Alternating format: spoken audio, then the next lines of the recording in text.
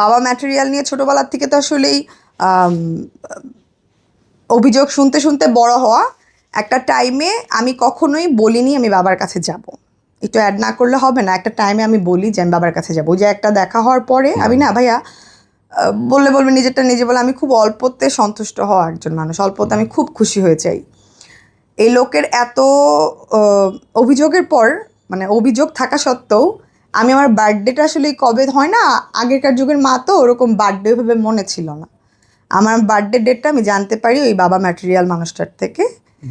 আমাকে দেখায় একটা কার্ডের পিছনে সে লিখে রাখে, মানে খুবই কাব্যিক ধরনের একটা মানুষ, মানে পটায় টটায় ফেলার মতো একজন মানুষ। তো প্রথম দেখাতেই ওই এত অভিযোগ যে শুনে আসছি, প্রথম দেখাতেই খুব ভালো লাগা কাজ করে। দেখতে একরকম, আবার কার্ড দেখায় যে কার্ডের পিছনে যে তোমার বার্থডেটা লেখা।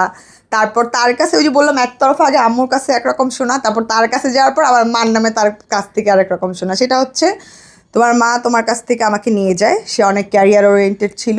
আমার কাছে থাকলে বাহার থেকে বের হতে পারতো না, বাহার থেকে বের হওয়া নিয়ে আমি অনেক প্রেশার দিতাম যে বের হয়েও না, পেটে থাকা অবস্থা থেকেই তোমাকে নিয়ে বের হওয়া নিয়ে তার সাথে আমার ঝামেলা চলতো। প্রতিদিন তাকে সন্ধ্যাবেলা নিয়ে খাবার খাওয়াইতে নিয়ে যেতে হতো। তারপরে একটা ঝামেলা হয়, আমি হওয়ার পর একটা কি ভেজাল হয়, আমাকে নিয়ে সে নাকি চলে যায়, আমার মা চলে যায়, তাকে না জানিয়ে বাহার থেকে বের হয়ে